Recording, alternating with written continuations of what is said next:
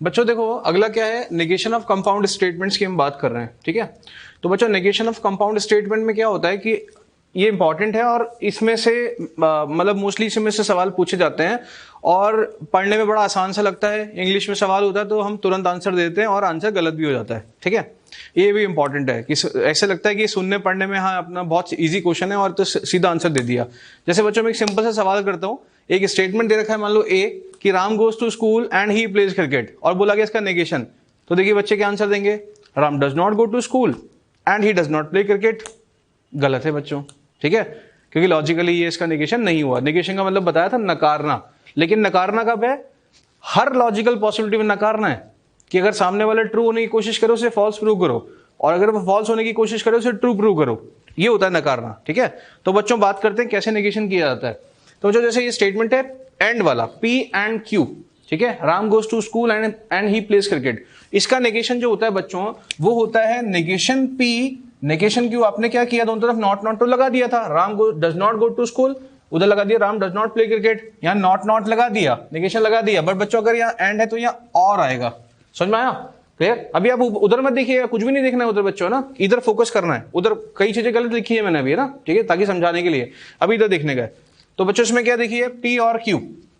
अब और मतलब Ram goes to school or he plays cricket, तो हम तो इमोशनल होकर नेगेशन क्या बोलेंगे, Ram does not go to school or he does not play cricket, not not लगा दिया। लेकिन बच्चों ये लॉजिकल इसका नेगेशन नहीं है। तो बच्चों इसका नेगेशन क्या होगा, पी और क्यू स्टेटमेंट का पूरे का जब नेगेशन लिखना है तो आप दोनों स्टेटमेंट के आगे नेगेशन तो लगा रहे हैं, बट यहां पर बच्चों अगर और है तो एंड हो जाएगा, ठीक है। ये जो चीज है इसको बोलते हैं डी मॉर्गन्स लॉ। बच्चों ये होता है डी मॉर्गन्स लॉ, ठीक है, डी मॉर्गन्स लॉ ये होता है, क्लियर। अब बच्चों इसको मैं लॉजिकली समझाने की कोशिश करता हूं आपको ना, देखिए समझने की कोशिश करिएगा लॉजिकली ये डी मॉर्गन्स लॉ कैसे आया। एक तो देखो टेबल से प्रूव कर सकते हैं और ये दोनों की आपको अब मैं बताता हूं। अभी जो हमने पहले टेबल्स बनाई थी ना इक्विवेलेंट प्रूव करने के लिए, और आपको भी मैंने असाइनमेंट के लिए दिया था, ठीक है, तो उनमें मैं ये ऑलरेडी प्रूव कर चुका हूं कि इसका ये नेगेशन जो इसके बराबर होता है। आप पलट के देख लीजिएगा अपने नोट्स से ना, ठीक है। लेकिन बच्चों क्या है कि हम इसको लॉजिकली समझे बिना टेबल किए। तो पी एंड क्यू का क्या मतलब है, आपको बताया था मैंने कि Ram goes to school and he plays cricket में क्या कहना चाहता है सामने वाला आपसे कि राम दोनों ही काम करता है। वो इस बात में इंटरेस्टेड नहीं है कि राम कुछ करता है फ्री नहीं बैठता, वो बोल रहा नहीं राम दोनों ही काम करता है। तो आप उसको कैसे नेगेट करोगे बच्चों, ये मत बोलना कि दोनों ही नहीं करता है, समझ में आया। लेकिन अगर आप इतना सा बोल दो कि वो बोल रहा है दोनों ही करता है, आप बोल दो नहीं देखिए दोनों तो नहीं करता है, दोनों तो नहीं करता है, ये आपने उसको नकार दिया। मतलब आप ये बोल सकते हो कि भाई देखो दोनों तो नहीं करता है, हो सकता है एक करता हो सकता है कि एक भी नहीं करता हो, पर दोनों तो नहीं करता है। मतलब हम क्या बोलेंगे, या तो भैया राम स्कूल नहीं जाता है, या फिर राम क्रिकेट नहीं खेलता है, या हिंदी वाला इंग्लिश में क्या बोलते हैं और, ठीक है। या तो क्या होता है बच्चों, ये बोलता है पी और क्यू दोनों ही इवेंट होते हैं, दोनों ही होते हैं, इसका नेगेशन क्या होगा, नहीं भैया दोनों तो नहीं होते हैं, मतलब या तो पी नहीं होता है मतलब नेगेशन ऑफ पी, या फिर क्यू नहीं होता है नेगेशन क्यू, या मतलब और का साइन, ठीक है। या तो इवेंट पी नहीं होगी और इवेंट क्यू नहीं होगी, आया समझ में, ठीक है ना। तो ये बच्चों का नेगेशन हो गया। ऐसे और की बात करते हैं तो और में क्या बोलना चाहता है, Ram goes to school or he plays cricket, तो क्या बोलना चाहता है आपसे एक्चुअली, वो बोल रहा है राम देखिए फ्री नहीं बैठता है, राम कम से कम कुछ ना कुछ करता है, या तो क्रिकेट खेलता है या स्कूल जाता है, दोनों करता है, लेकिन राम कम से कम एक काम करता है। इसको अगर आप नकारना चाहते हो तो आप ये मत बोलना कि राम दोनों में से एक काम नहीं करता, नहीं, वो खुद बोल रहा है कि राम कम से कम एक काम करता है। तो आप उसको कैसे नकारेंगे, आप बोलेंगे राम कुछ भी नहीं करता है, राम एक भी काम नहीं करता है, समझ में आया। तो वो बोलता है पी और क्यू में से कम एक इवेंट होता है, तो उसको कैसे नकारेंगे कि भैया एक भी इवेंट नहीं होता है, मतलब नेगेशन पी, ना ही इवेंट क्यू होता है एंड ना ही इवेंट क्यू होता है और ना ही इवेंट पी होता है। सॉरी क्या हो गया बच्चों, ना ही इवेंट पी होता है एंड ना ही इवेंट क्यू होता है, समझ में आ गया। तो बच्चों यहां क्या लगाए हम, एंड लगाएंगे, ना पी होगा एंड ना ही क्यू होगा, ये आपने इसको निगेट कर दिया, नकार दिया। आगे बच्चों तो ये ध्यान रखिएगा। अब बच्चों देखिएगा यहां से तीसरे वाले पे चलने से पहले एक और चीज देख लेते हैं। अच्छा पहले ये क्वेश्चन देख लेते हैं बच्चों, एक स्टेटमेंट था ये कि Ram goes to school and he plays cricket. अब समझ गए बच्चों क्या आंसर आएगा, नेगेशन करना है इसका, Ram does not go to school, यहां भी Ram does not play cricket, बीच में क्या आएगा बच्चों, एंड था तो और, ठीक है, ये है बच्चों करेक्ट आंसर, आ गया। अब बच्चों तीसरे वाले के लिए चलेंगे। तीसरा वाला क्या है, पी इंप्लाइज क्यू। उसके पहले हम एक काम करते हैं, पहले वो देख लेते हैं कि भाई ये जो डी मॉर्गन लॉ है और जिससे पहले मैंने आपको नोट बताया, इसका यूटिलाइजेशन क्या है बच्चों। उसका यूटिलाइजेशन ये कि हम काफी सारे सवाल जो है, मैक्सिमम सवाल जो है, या प्रैक्टिस करें तो सारे के सारे सवाल जो है वो बिना ट्रूथ टेबल बनाए भी प्रूव कर सकते हैं। देखो बच्चों कैसे, अभी जैसे हमने इससे पहले टोटोलॉजी और कॉन्ट्रडिक्शन वाले स्टेटमेंट प्रूव किए थे, तो बच्चों अगर मेरे पास ये स्टेटमेंट होता पी और negation of P and Q, ये स्टेटमेंट है। अब मुझे चेक करना है कि भैया ये P के इक्विवेलेंट है या ये Q के इक्विवेलेंट है या स्मॉल t मतलब टोटोलॉजी है या ये कॉन्ट्रडिक्शन है, तो इसको सॉल्व करना पड़ेगा। अब बच्चों सॉल्व करने के लिए क्या है कि सबसे इंपॉर्टेंट बात है, ये जब तक नेगेशन इस ब्रैकेट के बाहर चिपका है ना, ये बेचारे कुछ कर नहीं सकते, बंधे हुए हैं ब्रैकेट के अंदर, है ना। तो इनको अगर आजाद करना है तो क्या करना पड़ेगा, ब्रैकेट के अंदर से बाहर से नेगेशन हटाना पड़ेगा। तो बच्चों कैसे हटता है, वो डी मॉर्गन्स लॉ से हटता है। डी मॉर्गन साहब ने क्या बोला कि भैया नेगेशन को दोनों को डिस्ट्रीब्यूट कर सकते हैं, नेगेशन P और यहाँ नेगेशन Q, लेकिन यहाँ पर एंड का साइन है तो क्या हो जाएगा बच्चों, और। अब बच्चों मजेदार चीज ये है, P और दिस और दो बार और, सब जगह और है। इसका मतलब क्या करेंगे बच्चों, एसोसिएशन लॉ लगा सकते हैं। तो अगर हर सेम साइन है तो बच्चों हम बोल सकते हैं P और नेगेशन P, मतलब इस P को इसके साथ ले लो, नेगेशन P के साथ और लगा के इनको एक साथ ले लो, और बचा हुआ क्या था नेगेशन Q, उसको बाद में ले लो। कोई दिक्कत है बच्चों, नहीं। अब आपको बताया था और का साइन है, ठीक है, ये नोट पे देखा था, ये ट्रू तो ये फॉल्स, ये फॉल्स तो ये ट्रू, लेकिन बीच में और का साइन है तो हमेशा क्या आएगा, ट्रू। मतलब ये स्टेटमेंट क्या हो गया बच्चों, टोटोलॉजी हो गया। तो टोटोलॉजी हो गया, और टोटोलॉजी के साथ क्या लगा हुआ है, और। टोटोलॉजी के साथ अगर और है तो क्या चाहिए, कम से कम एक ट्रू चाहिए, वो तो टोटोलॉजी अकेले दे देगा, ये दे या ना दे, इसका मतलब ये हमेशा ट्रू ही आएगा बच्चों। तो ये क्या प्रूव हो गया, टोटोलॉजी, बिना टेबल की कर लिया हमने, ठीक है। इसके बाद बच्चों एक और एग्जांपल हमने देखा था कि मान लो इस तरह का स्टेटमेंट है, P और Q है, या एंड है, या negation P and negation Q है बच्चों, ये दे दिया और ये चेक करना है। तो बच्चों इसको देखा मैंने कि यहाँ और था P और Q, यहाँ दोनों में नेगेशन है P और Q में, लेकिन यहाँ पर एंड है, यहाँ और था। तो हम एक काम करते हैं, इसको तो मैंने ऐसा कैसे लिखा, या एंड का साइन भी था, पर बच्चों उसको देख के लगा कि दोनों नेगेशन है ना, जैसे डी मॉर्गन साहब ने बोला था नेगेशन को अंदर ले जाओ ऐसे, तो वैसे बाहर भी निकाल सकते हो, उसका रिवर्स भी लिख सकते हो। तो यहाँ negation P and negation Q था ना, तो हमने क्या बोला कि भाई नेगेशन को बाहर लेते हैं तो ये P Q बचेगा, और यहाँ एंड था तो क्या बच जाएगा, और बच जाएगा, डी मॉर्गन्स लॉ। अब बच्चों क्या बोल सकता हूं, देखिए P और Q स्टेटमेंट है, ये एक स्टेटमेंट है, मन में आर मान लो इसको, ये पूरा का पूरा एक स्टेटमेंट है, और ये देखिए इसी का नेगेशन है। मतलब बच्चों ये अगर ये आर है तो ये क्या है, नेगेशन ऑफ आर है, सही बात है। और बीच में क्या लगा, एंड, तो अगर आर ट्रू, ये ट्रू है तो ये फॉल्स होगा ना भाई, और अगर ये फॉल्स है तो ये ट्रू होगा, और बीच में एंड है, इसका मतलब कभी भी दोनों एक साथ ट्रू नहीं हो सकते, हमेशा आंसर क्या आएगा, फॉल्स ही आएगा। इसका मतलब आंसर हमेशा फॉल्स आएगा, मतलब this statement is a contradiction, ठीक है बच्चों। तो हमने बिना टेबल की प्रूव कर लिया, क्लियर। तो इसका हम काफी जगह यूटिलाइजेशन कर सकते हैं, डी मॉर्गन्स लॉ का और पिछले वाले नोट का, ठीक है। तो हमने यहाँ पे क्या किया, ये सारी चीजें यूज कर ली जो हमने नोट में पढ़ी थी, लॉ ऑफ एसोसिएशन भी यहाँ पे यूज कर लिया। इसको हटा देते हैं बच्चों। अब मैं चलता हूं तीसरे वाले की तरफ। तो बच्चों तीसरा वाला होता है इफ देन वाले का नेगेशन करना है, ठीक है। तो बच्चों क्या होता है कि इफ देन वाले के नेगेशन में भी हम क्या होता है, इमोशनल होकर फटाक से नॉट लगा देते हैं और आंसर देते हैं। जैसे जेईई मेंस में कुछ 1-2 साल पहले एक सवाल था कि if I were a teacher, सुनिएगा, if I were a teacher then I will open a school. तो बच्चों इसका नेगेशन पूछा गया था, ऑप्शन दे रखे थे, तो बच्चों ने क्या किया, फटाक से इमोशनल हुए, बस सिंपल सवाल नॉट लगाना है, तो बच्चों ने आंसर दिया if I were not a teacher then I will not open a school. कुछ नहीं किया, इफ की जगह इफ, देन की जगह देन, सब जगह नॉट लगा दिया, ये आंसर दिया, और बच्चों ये आंसर गलत था, ठीक है, ये करेक्ट आंसर नहीं है। तो इसका मतलब आपको ये टॉपिक जो है समझना है, बहुत आसान है, लेकिन इसका मतलब ये नहीं आप हर जगह नॉट लगा देंगे तो नेगेशन हो जाएगा, ये ध्यान रखिएगा, ठीक है। तो बच्चों इसका नेगेशन कैसे करते हैं वो बताता हूं मैं आपको। उसके पहले एक चीज ध्यान रखिए बच्चों कि इस चैप्टर में ये ब्रह्मास्त्र की तरह काम करेगा, ये है, इसको आप ध्यान रखिएगा। ये हम प्रूव भी कर चुके हैं, लॉजिकल इक्विवेलेंट में सबसे पहला एग्जांपल मैंने ये दिया था, और कुछ भी याद नहीं करना, केवल ये याद करना है कि जो P इंप्लाइज Q है बच्चों, P इंप्लाइज Q जो होता है वो नेगेशन ऑफ P और Q के बराबर होता है। मतलब पहले वाले का नेगेशन लिखो, दूसरा वाला Q लिखो, और बीच में और का साइन लगा दो। ये इंपॉर्टेंट क्यों है बच्चों, क्योंकि जब भी हमें एरो का साइन हटाना होगा सवाल में, तो एरो को हटाने के लिए ये फॉर्मूला ही हम काम में लेंगे, है ना, ठीक है। इसको आप बिल्कुल याद रखिएगा। तो बच्चों यहां पर भी क्या है कि अगर मुझे इसका नेगेशन करना है तो यहां पर तो डी मॉर्गन्स लॉ लगेगा नहीं, क्योंकि वो तो एंड और में लगता है। तो बच्चों ये तीर का साइन हटाने के लिए क्या करेंगे, P इंप्लाइज Q को लिखेंगे, नेगेशन P और Q, ये लिखा बच्चों। अब क्या करेंगे बच्चों, हम इसको नेगेशन को अंदर ले जाएंगे, ठीक है। क्या करेंगे बच्चों, नेगेशन को अंदर ले जाएंगे, तो क्या होगा, negation of negation, no negation, ठीक है, मतलब P आ जाएगा। नेगेशन पी का फिर से नेगेशन करेंगे तो पी आ जाएगा, और की जगह क्या हो जाएगा एंड, यहाँ क्या हो जाएगा बच्चों नेगेशन पी। तो बच्चों ये है आंसर, मतलब negation of P implies Q जो होता है बच्चों वो किसके इक्विवेलेंट होता है, इसके इक्विवेलेंट होता है। तो अगर आपसे पूछूं मैं उस सवाल का जवाब जो जेईई मेंस में आया था, if I were a teacher then I will open school, इसका नेगेशन क्या होगा, तो इसका नेगेशन बच्चों ये होगा, ठीक है। Negation of this statement is this, P, केवल P, I am a teacher and I will not open school, ठीक है। ये बच्चों आंसर है, मतलब इफ देन में नहीं आया आंसर, एंड में आया, क्लियर। जैसे बच्चों यहां पूछूं मैं, if Rahul studies then he will get selected, इसका नेगेशन अगर मैं पूछता हूं बच्चों, ठीक है, तो क्या आएगा, सिंपल सी बात है, इसका नेगेशन आ जाएगा पी, ठीक है। राहुल बच्चों आ जाएगा राहुल स्टडीज एंड ये negation he will not get selected, आगे बच्चों, तो ये इसका नेगेशन है। इफ देन में नहीं आया इसका नेगेशन, समझ में आया, एंड में आया है, क्लियर है। होपफुली बच्चों आपको समझ में आ गया होगा, ये ध्यान रखिएगा ना। अभी चौथा वाला भी देखते हैं। देखिए बच्चों चौथा वाला जो है इफ एंड ओनली इफ है ना, इसका नेगेशन देखते हैं। तो बच्चों इसका नेगेशन दो तरह से किया जा सकता है, एक तो लॉजिकली है ना, और एक थ्योरेटिकली। मान लीजिए ये दे दिया है एग्जाम में कि दिस होल स्टेटमेंट है ना, ऐसा बना के दे दिया, इज इक्वल टू 4 ऑप्शन दे दिए, और 4 ऑप्शन में बड़े गंदे गंदे ऑप्शन है इस टाइप के, P and Q, negation Q and something something. इसका मतलब कभी डबल तीर का तो कोई साइन ही नहीं है, हर जगह क्या है ऑप्शन में, 4 ऑप्शन में एंड और का साइन है, ठीक है। तो बच्चों कैसे करेंगे, तो ऑब्वियसली बात है हमें ये डबल एरो का साइन हटाना पड़ेगा, एंड और में कन्वर्ट करना पड़ेगा, क्योंकि नेगेशन को सीधा अंदर नहीं ले जा सकते ना।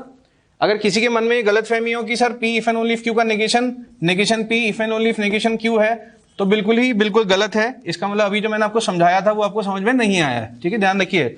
बिना लॉजिक के दोनों तरफ नेगेशन लगाने से नेगेशन नहीं हो जाता है, क्लियर। तो इसका नेगेशन क्या होता है मुझे पता ही नहीं है, ठीक है, अभी तक फिलहाल।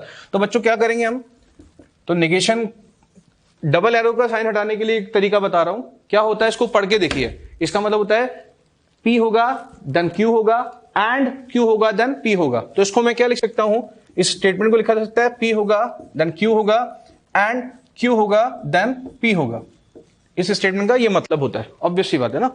अब बच्चों देखना क्या करेंगे यहाँ पे, अब ये दो स्टेटमेंट है, बीच में एंड का साइन है, तो नेगेशन अंदर ले जाएंगे, डी मॉर्गन काम करेगा। तो नेगेशन इसके साथ लिख दिया एक बार, और बच्चों नेगेशन एक बार इस ब्रैकेट के साथ लिख दिया, बाहर ही लिखना, अंदर मत ले जाना, ठीक है। इसके साथ और इसके साथ, यहाँ एंड का साइन है बच्चों और आ जाएगा। अभी हमारी इच्छा क्या है बच्चों कि हम ये एरो का साइन भी हटाएं, क्योंकि हमको ऑप्शन में मान लो एरो नहीं दिख रहा। तो बच्चों एरो हटाने के लिए तो आपको मैंने ब्रह्मास्त्र बताया था, अभी एक इंपॉर्टेंट फॉर्मूला कि ब्रह्मास्त्र इस चैप्टर का है ना, जगह जगह काम आएगा, देखो आ रहा है। तो P इंप्लाइज Q को क्या लिखेंगे बच्चों, इस नेगेशन को रखो, P implies Q negation P और Q हो जाएगा, और नेगेशन बच्चों ये Q इंप्लाइज P को क्या लिखेंगे उसी फॉर्मूले से, नेगेशन Q और P लिख देंगे। अब बच्चों क्या करने वाले हैं, ये नेगेशन जो है इसके अंदर ले जाएंगे, ठीक है। तो क्या हो जाएगा, ये हो जाएगा P, यहाँ एंड हो जाएगा नेगेशन Q, और बच्चों ये और का साइन, नेगेशन अंदर ले जाएंगे Q and negation of P। तो बच्चों ये एक्चुअली आंसर हो गया, मतलब इसका नेगेशन जो है वो इसकी इक्विवेलेंट है। बट एक्चुअली पढ़ने में कितना कॉम्प्लिकेटेड है ना, इसलिए मैंने बोला अगर ऐसा सवाल है और ऑप्शन में ऐसे एंड और करके बड़ा सा दे रखा है, तो आप इस मेथड से फॉलो करिए ना, इस तरह से डबल एरो हटाइए, डबल एरो के बाद सिंगल एरो हटाइए, डी मॉर्गन लगाइए, वहां तक पहुंच जाएंगे। लेकिन बच्चों लॉजिकली अगर इसको नेगेट करना है, ठीक है, तो देखिए बच्चे कैसे करते हैं मैं बताता हूं आपको। इसका नेगेशन जब पूछते हैं तो वो तुरंत इमोशनल हो जाते हैं हमेशा की तरह, और दोनों जगह नेगेशन लगा देते हैं, मतलब इसका नेगेशन के लिए। बिल्कुल गलत है बच्चों, क्योंकि देखो अभी मैं एग्जांपल बताता हूं आपको। 2 person A and B are husband wife if and only if they are married, इसका नेगेशन, इसने जो बोला इसकी बात को नकारना है, पर पता है आप क्या बोल रहे हो, negation P, A and B are not husband wife if and only if they are not married to each other. अब ये भी तो यही बोलना चाह रहा था बच्चों, इसने भी क्या गलत बोला, ये तो बोला कि दो लोग तभी हस्बैंड वाइफ है जब मैरिड है, और मैरिड तभी जब हस्बैंड वाइफ है। आप भी बोल रहे हो हस्बैंड वाइफ नहीं है जब मैरिड नहीं है, और मैरिड नहीं है जब हस्बैंड वाइफ नहीं है। अरे भाई एक ही बात बोल रहे हो तो फिर नेगेशन कैसे हुआ, ये तो एक ही बात है। तो बच्चों इसका मतलब ये है कि थोड़ा सा यहां गड़बड़ा गए, एक्चुअली ये इस स्टेटमेंट का नेगेशन नहीं है, बल्कि ये स्टेटमेंट तो दोनों लॉजिकली इक्विवेलेंट होते हैं आपस में, ध्यान रखिएगा, ठीक है। ये तो इक्विवेलेंट स्टेटमेंट है, क्लियर, दोनों का मतलब एक ही है। तो फिर नेगेशन क्या होता है, तो बच्चों नेगेशन क्या होता है वो देखना कि ये बोल क्या रहा है। इसका मतलब ये नहीं बताया था कि दोनों ही होते हैं, मैंने ये भी बताया था कि P और Q दोनों ही साथ साथ चलते हैं, या तो P और Q दोनों ही होंगे या दोनों के दोनों ही नहीं होंगे, ठीक है। P और Q साथ साथ चलते हैं, ठीक है, तो इसका नेगेशन क्या होगा? अब इसकी बात को कैसे नकारोगे? तो आप बोलोगे पी और क्यू साथ साथ कभी भी नहीं चलते हैं, ये इसका नेगेशन हो गया कि पी और क्यू कभी भी साथ साथ नहीं चलते हैं, पी और क्यू कभी भी साथ साथ नहीं होते हैं। इसका मतलब इसका जो नेगेशन है वो किसके इक्विवेलेंट होगा कि भैया P happens if and only if Q does not. P तभी होगा या तभी होगा बच्चों जब क्यू नहीं होगा, या फिर हम ये बोल सकते हैं कि पी केवल और केवल तब नहीं होगा जब क्यू होगा। तो बच्चों ये इसका नेगेशन है। तो अगर आपको P if and only Q का नेगेशन करना है तो दोनों के आगे नेगेशन नहीं लगाने का है, क्या करना है, इसको छोड़ दो तो क्यू के आगे लगा दो, या फिर पी के आगे लगाओ नेगेशन, क्यू के आगे मत लगाओ, किसी एक के आगे नेगेशन लगाओ। इसका मतलब ये कि एक होगा दूसरा नहीं होगा। ठीक है बच्चों, तो इस तरह से इसको नेगेट करते हैं। क्लियर? अब बच्चों देखिएगा, एक नोट देखते हैं। मान लीजिए ऐसा है बच्चों की डबल एरो वाला क्वेश्चन है, मतलब इसमें दोनों तरफ सेम स्टेटमेंट है, पी और पी है ना, सेम स्टेटमेंट, तो साथ साथ ट्रू होंगे साथ साथ फॉल्स होंगे। तो आप देखो अगर दोनों तरफ ट्रू या दोनों तरफ फॉल्स है तो स्टेटमेंट क्या होगा? हमेशा ट्रू, तो टोटोलॉजी होता है ना। और अगर बच्चों यहाँ पी है और उसी का नेगेशन यहाँ पर है, सेम का नेगेशन यहाँ, तो ऑब्वियसली होता है जब भी ट्रू होगा ये फॉल्स होगा, जब भी ये फॉल्स होगा ये ट्रू होगा। तो डबल एरो में एक ट्रू एक फॉल्स अगर आ गया तो हमेशा ट्रू आएगा, मतलब फॉल्स आएगा, तो कॉन्ट्रडिक्शन हो गया ना। तो हम क्या सीखे इससे कि डबल एरो के इस तरफ अगर सेम स्टेटमेंट है तो टोटोलॉजी, और इस तरफ एक स्टेटमेंट है उसका नेगेशन ही अगर इस तरफ है तो कॉन्ट्रडिक्शन। लेकिन बच्चों ऐसे बहुत सारे हमने स्टेटमेंट देखे, जरूर थोड़ी ना कि इसका इक्वलेंट या इसका नेगेशन ही हो। मान लो इधर एक स्टेटमेंट है पी और इस तरफ दूसरा स्टेटमेंट है क्यू, इसका पी से कोई लेना देना ही नहीं है, ना वो पी के इक्वलेंट है और नहीं उसका नेगेशन है। तो उस केस में बच्चों क्या आएगा, ये स्टेटमेंट कभी ट्रू भी होगा कभी फॉल्स भी। तो मतलब it is neither a tautology nor a contradiction. ठीक है, ये भी हो सकता है बच्चों। एग्जाम्पल के तौर पर देखते हैं, मैं पहला एग्जाम्पल ले रहा हूं कि मान लीजिए ऐसा सवाल है, ये डबल एरो का साइन है, इस तरफ ये स्टेटमेंट, इस तरफ ये स्टेटमेंट है। तो बच्चों ये है पी इंप्लाइज क्यू, क्लियर। और इस तरफ लिखा हुआ है पी एंड नेगेशन क्यू। तो बच्चों पी एंड नेगेशन क्यू जो है वो इसके पी इंप्लाइज क्यू के बराबर तो नहीं होता है, लेकिन अगर मैं इसको थोड़ा सा गौर से देखूं तो बच्चों पी इंप्लाइज क्यू जो होता है वो पता है किसके इक्विवेलेंट होता है? वो होता है नेगेशन पी और क्यू के, क्लियर। और बच्चों नेगेशन पी और क्यू के अगर मैं इसका नेगेशन ले लूं, इसका अगर बच्चों नेगेशन लूंगा तो पी एंड नेगेशन क्यू आएगा। देखो आप आ रहा है, इसका मतलब इस स्टेटमेंट का नेगेशन है ये साहब। अगर ये स्टेटमेंट आर है तो ये नेगेशन आर है, तो तीर की तरफ अगर आर, इस तरफ नेगेशन आर आ रहा है तो बच्चों क्या होगा? This statement is a contradiction. आगे बच्चों तो स्टेटमेंट क्या होगा? कॉन्ट्रडिक्शन। अब बच्चों यहां पे देखिएगा, ये डबल एरो होगा P and Q, and this is negation P and negation Q. तो भाई ये ना तो इसके इक्विवेलेंट है और नहीं इसका नेगेशन है, क्योंकि इसका नेगेशन पता है क्या होता है? इसका नेगेशन होता है नेगेशन पी और नेगेशन क्यू, या तो एंड का साइन है। तो ये स्टेटमेंट जो है ना इसके बराबर है, नहीं इसका क्या है? नेगेशन है। इसका मतलब ये पूरा का पूरा जो स्टेटमेंट आएगा बच्चों वो क्या आएगा? ना तो ये टोटोलॉजी है और ना ही कॉन्ट्रडिक्शन है, नाइदर टी नॉर सी। समझ में आ गया बच्चों? नाइदर टोटोलॉजी नॉर अ कॉन्ट्रडिक्शन। क्लियर? तो देखो कितना जल्दी से कर सकते हैं इससे। अब बच्चों एक और सवाल, ये डबल एरो था, डबल एरो के उस तरफ ये और इस तरफ ही इतना बड़ा सा, तो पहले इसको सॉल्व करते हैं। ठीक है, तो बच्चों इसमें क्या ब्रैकेट पे ब्रैकेट चल रहे हैं, तो देखते हैं ये बड़ा ब्रैकेट है और बड़े ब्रैकेट में क्या है? दिस होल स्टेटमेंट, ये पूरा का पूरा सा ये होल स्टेटमेंट है, फिर if and only if Q है। तो बच्चों पहले इसको सॉल्व करते हैं। तो इसके अंदर अगर जाके देखें तो पहले ये ब्रैकेट है ना, इस ब्रैकेट को सॉल्व करते हैं। तो बच्चों ये ब्रैकेट की अगर बात करूं तो इस ब्रैकेट को लिख रहा हूं मैं, ये है पी और यहां बच्चों नेगेशन को अंदर ले जाएंगे, क्या आएगा? नेगेशन पी और नेगेशन क्यू। ठीक है बच्चों, तो देखो यहाँ और का साइन है तो पी और नेगेशन पी को साथ लिख देंगे। तो बच्चों जैसे पी और नेगेशन पी को साथ लिखा, फिर और नेगेशन क्यू किया, तो और का साइन है ये ट्रू, तो ये फॉल्स, ये फॉल्स से ट्रू, एक ट्रू मिल रहा है, और का साइन है टोटोलॉजी हो जाएगा। और टोटोलॉजी को बच्चों और करेंगे किसी के साथ भी तो कोई फर्क नहीं पड़ेगा, एक ट्रू चाहिए और को ये दे देगा, तो ये टोटोलॉजी हो गया। तो बच्चों ये पूरा का पूरा जो ब्रैकेट था ना हमारे पास, क्या हो गया बच्चों? ये पूरा ब्रैकेट, ये पूरा का पूरा एक टोटोलॉजी हो गया। अब पी एंड अ टोटोलॉजी, तो टोटोलॉजी ट्रू हमेशा ट्रू देगा।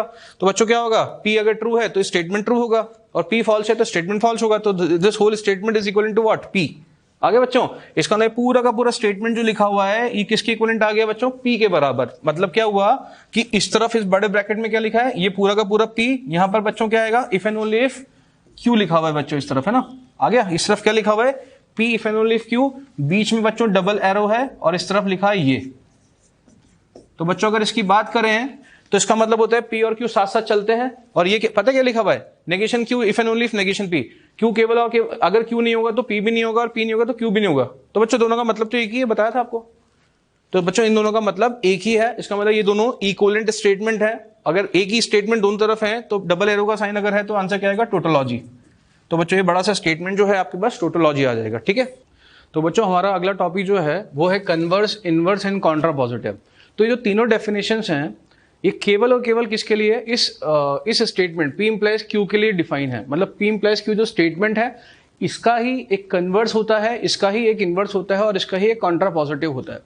तो बच्चों P इम्प्लाइज Q अगर स्टेटमेंट है, ओरिजिनल स्टेटमेंट है, तो इस स्टेटमेंट का कन्वर्स क्या होगा, हम मैथ्स में पढ़ते भी हैं, ठीक है, कि if this happen then this will happen but converse may or may not be true. तो क्या होता है कन्वर्स, देखिए P इम्प्लाइज Q का कन्वर्स होता है बच्चों Q इम्प्लाइज P। सिंपल, जैसे मैंने बोला if a person is born in India then he will be the citizen of India, ठीक है। तो इसका कन्वर्स स्टेटमेंट क्या होगा कि if the person is citizen of India then he is born in India. लेकिन बच्चों मैं ये नहीं कह रहा हूं कि ये जो कन्वर्स है इसके इक्विवेलेंट है, नहीं। ऑब्वियसली बात है P इम्प्लाइज Q का मीनिंग कुछ और है और Q इम्प्लाइज P का मीनिंग कुछ और कन्वे करना चाहते हैं, ठीक है, क्लियर। लेकिन हम इतना सा बोल रहे हैं कि अगर इसको उल्टा करके लिख दिया जाए, ठीक है, डायरेक्शन बदल के, तो इसको बोलते हैं इस स्टेटमेंट का कन्वर्स, जो कि इसके इक्विवेलेंट नहीं होता है लॉजिकली, सही है। इनवर्स क्या होता है बच्चों, सिंपल सी बात है, P इम्प्लाइज Q का इनवर्स जो है वो सीधा होता है negation P implies negation Q। मतलब अगर मैं स्टेटमेंट जो बोला था मैंने, if a person is born in India then he or she will be the citizen of India, इसका अगर मैं इनवर्स लिखूंगा तो क्या लगा दूंगा, नॉट लगा दूंगा। मतलब if a person is not born in India then he or she will not be the citizen of India, तो ये इसका इनवर्स है। पर बच्चों मैं ये नहीं कह रहा हूं कि जो स्टेटमेंट मैंने बोला इसकी इक्विवेलेंट है, नहीं। ये स्टेटमेंट ऐसा कहां बोल रहा है कि अगर वहां इंसान पैदा नहीं हुआ इंडिया में तो सिटीजन नहीं होगा, ठीक है। लेकिन हम इक्विवेलेंट की बात नहीं कर रहे हैं, हम बोल रहे हैं इस स्टेटमेंट, अगर ये स्टेटमेंट है तो अगर दोनों के आगे नॉट लगा दें और सेम डायरेक्शन में लिखें, ठीक है, सेम सीक्वेंस में, तो जो स्टेटमेंट हमें मिलेगा वो इसका इनवर्स स्टेटमेंट कहलाएगा, ठीक है। तीसरा है बच्चों कॉन्ट्रा पॉजिटिव। कॉन्ट्रा पॉजिटिव में हम दोनों चीजें कर रहे हैं, है ना। क्या कर रहे हैं, Q की जगह P की जगह Q भी लिख रहे हैं और नेगेशन भी लगा रहे हैं। मतलब P इम्प्लाइज Q का कॉन्ट्रा पॉजिटिव होता है negation Q implies negation P, ठीक है। नेगेशन Q मतलब ये बोलना चाहता है अगर Q नहीं होगा देन इट इम्प्लाइज कि P भी नहीं होगा। तो बच्चों देखो ये इसका कॉन्ट्रा पॉजिटिव है। और एक इंपॉर्टेंट बात ये है कि किसी भी स्टेटमेंट का P इम्प्लाइज Q का जो कॉन्ट्रा पॉजिटिव होता है वो लॉजिकली उस P इम्प्लाइज Q स्टेटमेंट के इक्विवेलेंट होता है। मतलब मैंने बोला ये दोनों जो है ना इसके इक्विवेलेंट नहीं है, बट ये जो कॉन्ट्रा पॉजिटिव है इसके इक्विवेलेंट है। अब प्रूव बहुत सारे तरीकों से कर सकते हैं, टेबल बना के कर सकते हो या सॉल्व करके कर सकते हो। कैसे कि बच्चों हम पढ़ते हैं P इम्प्लाइज Q का फॉर्मूला, है ना, ठीक है, नेगेशन P और Q। तो हम लिखेंगे दिस इम्प्लाइज दिस, तो मैं इसको सॉल्व करके क्या लिख सकता हूं, नेगेशन ऑफ दिस मतलब नेगेशन ऑफ नेगेशन Q, और ये स्टेटमेंट ऐसा का ऐसा लिख सकते हैं ऐसा बच्चों, ठीक है। तो ये क्या हो जाएगा, Q हो जाएगा, Q और नेगेशन P। तो बच्चों बीच में और का साइन है तो P और Q लिखो या Q और P लिखो, बात एक ही है। तो मतलब Q और नेगेशन P लिखो या नेगेशन P और Q लिखो, इसको पहले इसको बाद में लिखो, और लगा हुआ है। तो यही तो होता है P इम्प्लाइज Q। आगे लॉजिकल इक्विवेलेंट, या बच्चों ऐसे भी समझ सकते हैं लॉजिकली कि यार P इम्प्लाइज Q क्या बोलता है। P इम्प्लाइज Q जो स्टेटमेंट है वो बोलता है कि Q के होने के बहुत सारे तरीके हैं, उनमें से P is one of them, कि अगर आप इंडिया में पैदा होते हैं तो आप सिटीजन बन जाएंगे। मतलब Q मतलब क्या है, सिटीजन होना। तो सिटीजन होने के बहुत सारे तरीके हैं, उनमें से P मतलब वहां पे पैदा होना एक तरीका है। लेकिन ये स्टेटमेंट ये भी तो कन्वे कर रहा है साथ साथ कि अगर आप इंडिया के सिटीजन ही नहीं है, इसका मतलब सिटीजनशिप का कोई भी तरीका आप पे एप्लीकेबल नहीं है, मतलब पैदा होना भी आप पे एप्लीकेबल नहीं हुआ, मतलब आप वहां पे पैदा भी नहीं हो, ये भी कंफर्म है। तो ये बोलता है कि P होते ही Q हो जाएगा, लेकिन अगर Q हो ही नहीं रहा है इसका मतलब P भी नहीं हुआ होगा और कोई भी तरीका नहीं हुआ होगा ना, ठीक है, लेकिन इसका मतलब P भी नहीं हुआ होगा। तो इसका मतलब ये स्टेटमेंट एक और चीज बोलता है कि भैया P होगा देन कंफर्म Q हो जाएगा, लेकिन अगर Q हुआ ही नहीं मतलब आप सिटीजन हो ही नहीं, तो ये इंप्लाई कंफर्म करता है कि हम पैदा नहीं हुए। मतलब if Q does not happen it implies, या then we can say then P will not happen. If you are not the citizen of India, it implies that you are not born in India. समझ में आया। तो logically भी Contra positive इसके equivalent होता है, ठीक है बच्चों। तो देखो मैंने आपको समझा ही दिया, स्टेटमेंट लिखा हुआ है person is born in India then he or she will be the citizen of India, ये स्टेटमेंट है। इसका कॉन्ट्रा पॉजिटिव क्या हो जाएगा, if a person is not the citizen of India then he or she is not born in India. बिल्कुल सही बात है, ये स्टेटमेंट भी यही बोलना चाह रहा है, ठीक है। इसका ना दोनों लॉजिकली बच्चों इक्विवेलेंट होते हैं। और अच्छा एग्जांपल देखते हैं कि स्टेटमेंट लिखा if x is equal to 3 and y equal to 2। तो पता है आपको ये आपस में यही दो स्टेटमेंट हो गए। पता है क्या हुआ इसका मतलब, if x is equal to 3 and y equal to 2, ये दो स्टेटमेंट है, एंड लगा हुआ है, then x plus Y equal to 5, मुझे इसका कॉन्ट्रा पॉजिटिव लिखना है। अब बच्चों थोड़ा सा देखिएगा, हम यहाँ 3 स्टेटमेंट डील कर रहे हैं, तो बच्चों हम क्या बोल रहे हैं, if this whole thing happen, ये दोनों होता है, then x plus Y equal to 5। तो बच्चों if x is equal to 3 को मैंने स्टेटमेंट P मान लिया, y इक्वल टू 2 को स्टेटमेंट Q मान लिया, और ऐसा होता है इसको स्टेटमेंट R मान लिया। तो बच्चों क्या लिखा हुआ है देखिए कि P एंड Q दोनों चीजें होती हैं, x इज इक्वल टू 3 भी होता है एंड y इक्वल टू 2 भी होता है। अगर ये दोनों होता है इफ, देन आर होगा, एक्स प्लस वाई क्या होगा 5। तो आप समझे ब्रैकेट की इंपॉर्टेंस, यहां ब्रैकेट क्यों लगाया, क्योंकि ये दोनों चीजें एक साथ करने की बात चल रही है, देन जाके ये होगा, ठीक है, तो ब्रैकेट लगाया। अब बच्चों इसका कॉन्ट्रा पॉजिटिव लिखना है ना, तो कॉन्ट्रा पॉजिटिव क्या होता है बच्चों, अगर मैं इसका कॉन्ट्रा पॉजिटिव लिखूंगा तो दिस इंप्लाइज दिस का कॉन्ट्रा पॉजिटिव क्या होता है, negation of this implies negation of this. तो क्या हो जाएगा बच्चों, देखो negation R implies negation of P and Q, isn't it. तो बच्चों और क्या लिख सकता हूं, negation R implies negation P और नेगेशन क्यू। ये बच्चों इसका कॉन्ट्रा पॉजिटिव आ गया। और बच्चों अगर मुझे इसे वर्ड्स में लिखना है तो मैं क्या लिखूंगा, इफ नेगेशन आर मतलब if X plus Y not equal to 5। ठीक है बच्चों, एक काम करते हैं, इसको मैं यहां लिख देता हूं, ये आप लोगों ने देख ही लिया है। तो बच्चों क्या हो जाएगा देखिएगा, इफ नेगेशन आर मतलब if X plus Y not equal to 5,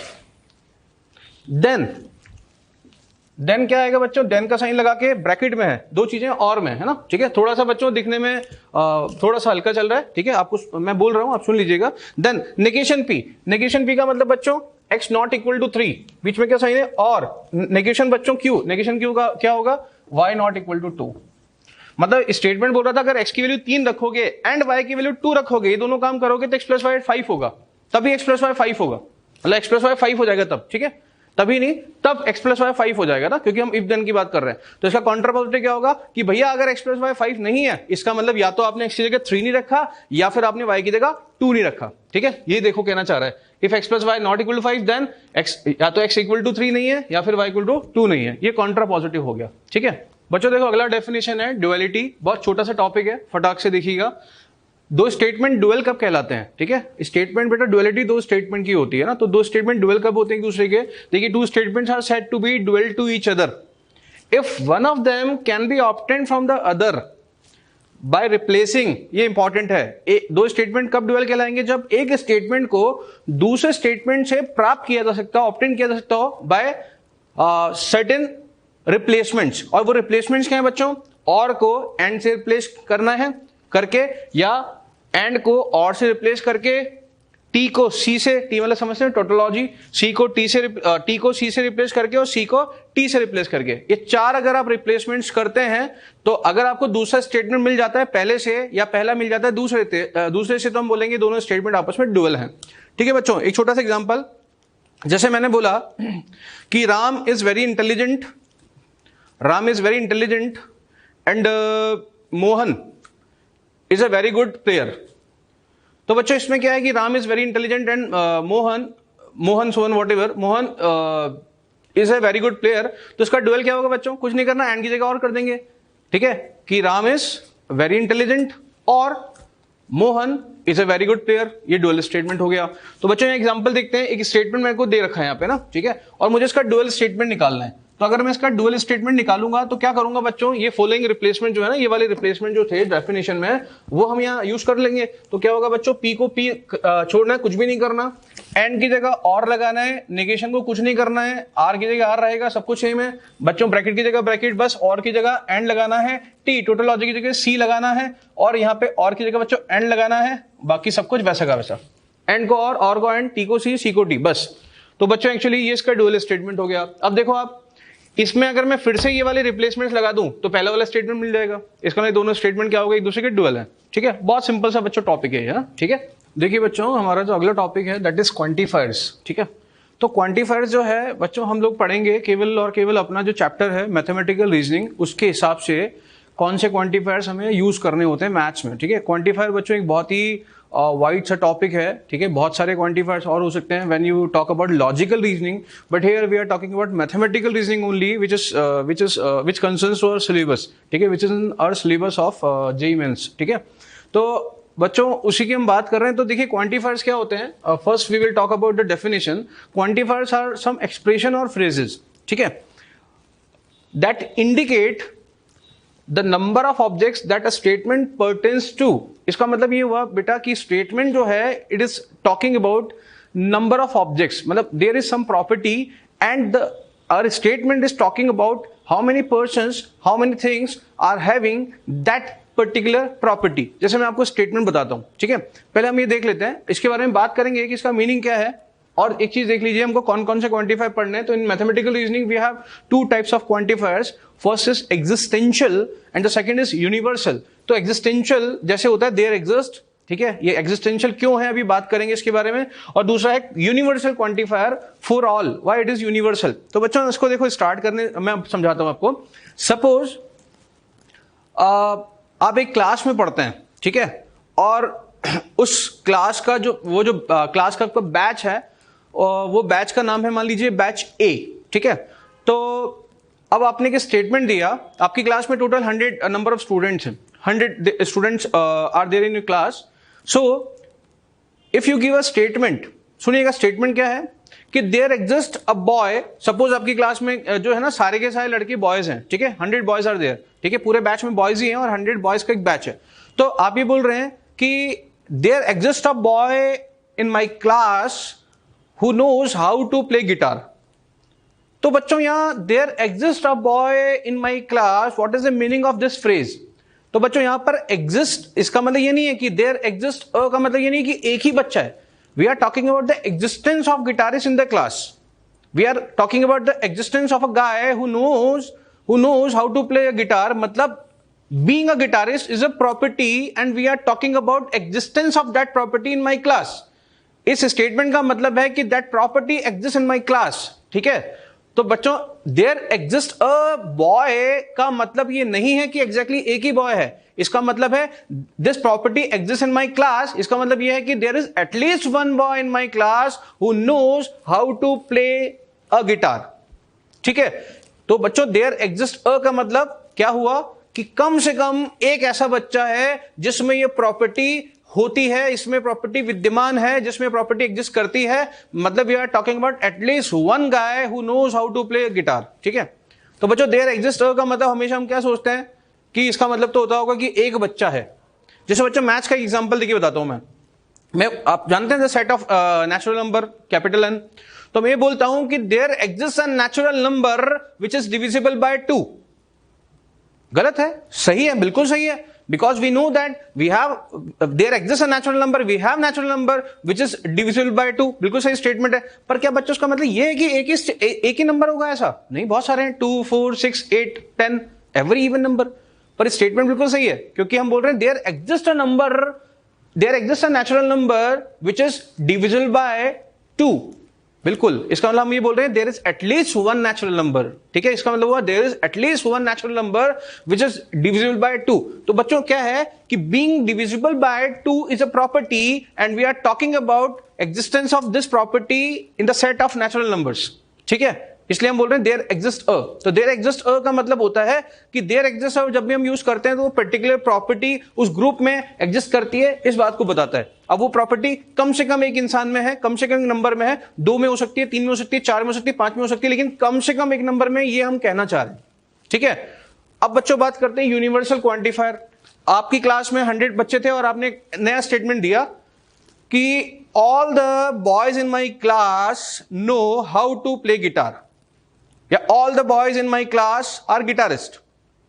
तो बच्चों अब यहां पर एग्जिस्टेंस की ही बात नहीं चल रही है, यहां पर बात चल रही है कि जो बीइंग अ गिटारिस्ट जो प्रॉपर्टी है वो यूनिवर्सल है। मेरी क्लास में आप किसी भी बच्चे को रैंडमली खड़ा करो, हर बच्चा गिटारिस्ट से निकलेगा, बिकॉज मैं कह रहा हूं कि this is a universal property for my class, ठीक है। Each and every student is a guitarist, each and every student knows how to play a guitar. तो जब मैंने बोला कि all the boys in my class are guitarist या all the boys in my class know how to play a guitar, इसका मतलब ये जो है ना ऑल द बॉयज, ठीक है, ऑल। तो ऑल ने क्या बताया? ऑल ने बताया कि भैया being a guitarist is a property and this is universal for my batch, ठीक है, because it is a universal property. each individual is a guitarist। if you randomly pick a guy, if you randomly pick a object, ठीक है, तो surely he will be a guitarist। आ गया? पक्का है ना? ठीक है। तो बच्चों मैंने ये बोला, सुनिएगा, मैंने ये बोला कि all natural numbers are rational.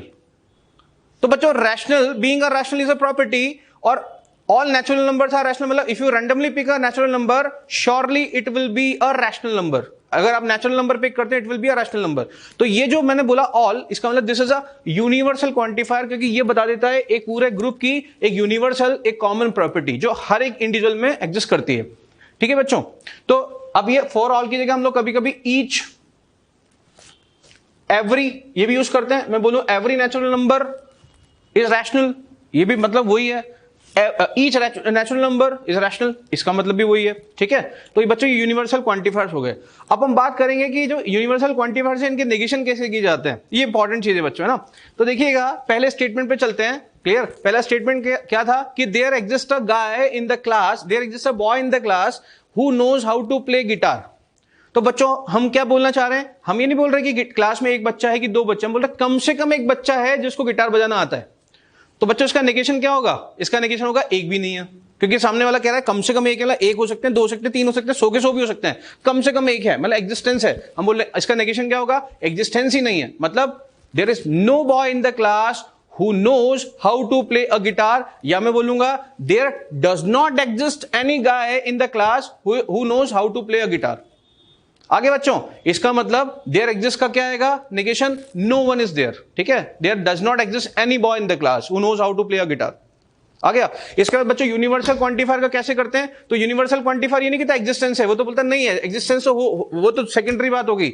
Universal quantifier बोलता भैया ये कॉमन प्रॉपर्टी तो सब में ही है हमारे क्लास में। मतलब अगर मैंने स्टेटमेंट बोला कि each and every boy in my class knows how to play a guitar, या all the boys in my class know how to play a guitar, तो हम तो बोल रहे हैं यूनिवर्सल प्रॉपर्टी है। इसका क्वांटिफायर, इसका नेगेशन क्या होगा बच्चों, इसका नेगेशन होगा कि वो क्या बोल रहा है कि सारे ही बच्चे गिटारिस्ट हैं, तो हम बोलेंगे भैया देखो सारे तो नहीं हैं। इसका क्या होगा, सारे तो नहीं है, मतलब not all boys in the class are guitarist, ठीक है। या इसका मतलब क्या हुआ, हम ये बोलना चाह रहे हैं उसको, वो कह रहा है सारे ही हैं, हम बोलेंगे नहीं सारे तो नहीं है, मतलब इसका नेगेशन हम बोलेंगे कि आपकी क्लास में कम से कम एक बच्चा है जिसको गिटार बजाना नहीं आता है, ये नेगेशन हो गया। वो बोल रहा है कि हर एक को आता है, हम बोलते हैं नहीं हर एक को तो नहीं आता है, नेगेशन क्या होगा, हर एक को तो नहीं आता है, मतलब आपकी क्लास में कम से कम एक बच्चा है जिसको गिटार बजाना नहीं आता है, ये हमारा नेगेशन है।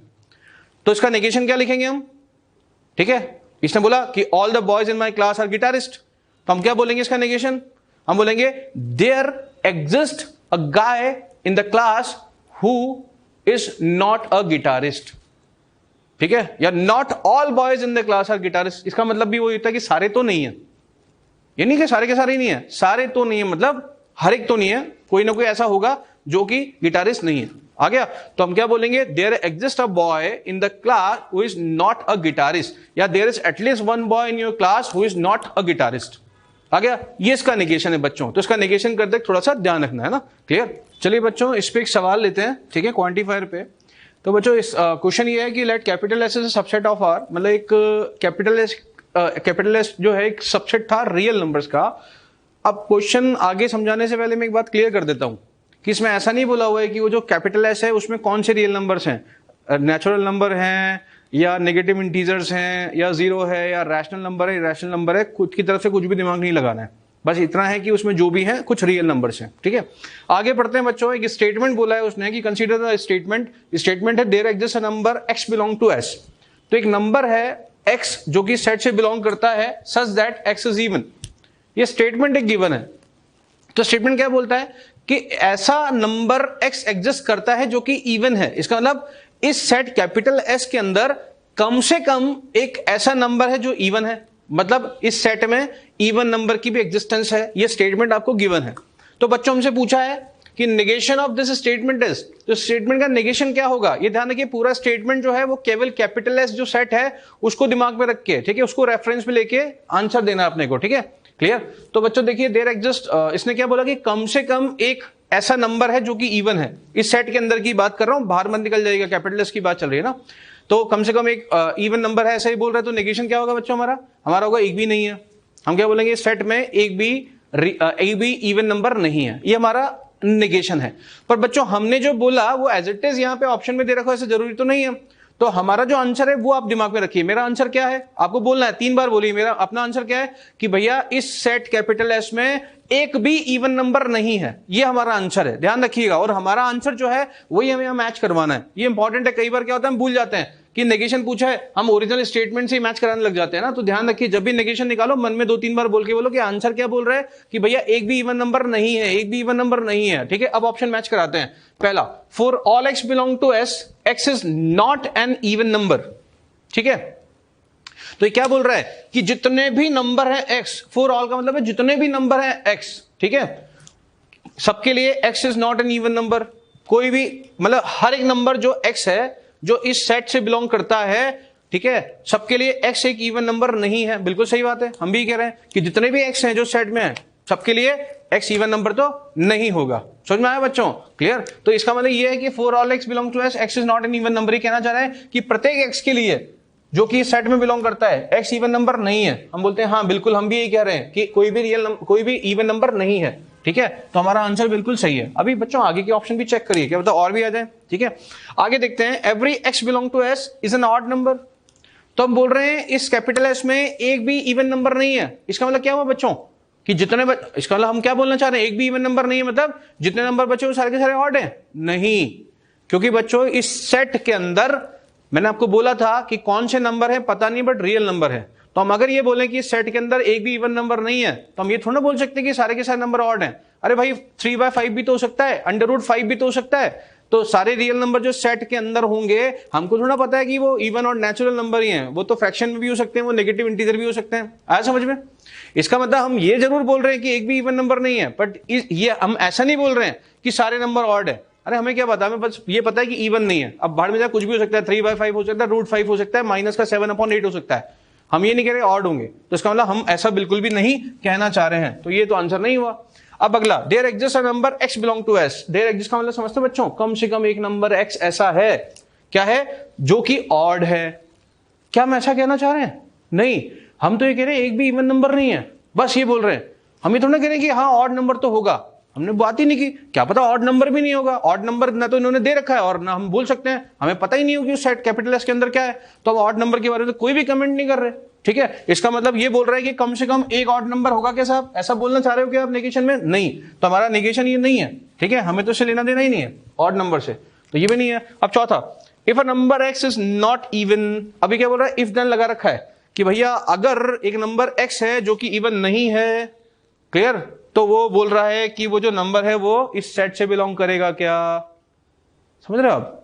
जैसे इसने बोला एक नंबर जो इवन नहीं है, जैसे मान लो वो नंबर है इवन नहीं है, मतलब ये 3/5। ठीक है, ये बोल रहा है एक नंबर एक्स जो है, दुनिया का कोई भी नंबर एक्स है, वो इवन नहीं है। तो बोल रहा है क्या वो नंबर उस कैपिटल एस से बिलोंग करेगा?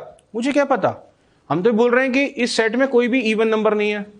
पर हम ये थोड़ी ना कह रहे हैं कि दुनिया के जितने इवन नंबर, जो ऐसे नंबर है जो इवन नहीं हो सेट में होंगे। जैसे मान लो 3/5 है, वो इवन तो नहीं है, पर क्या मैं बोल सकता हूं अगर वो इवन नहीं है तो सेट में होगा? मुझे क्या पता है सेट में कौन से नंबर और हैं? बस हम तो ये बोल रहे हैं नेगेशन में कि इवन नंबर एक भी नहीं है। भाई बाकी नंबर है या नहीं है हमें क्या पता?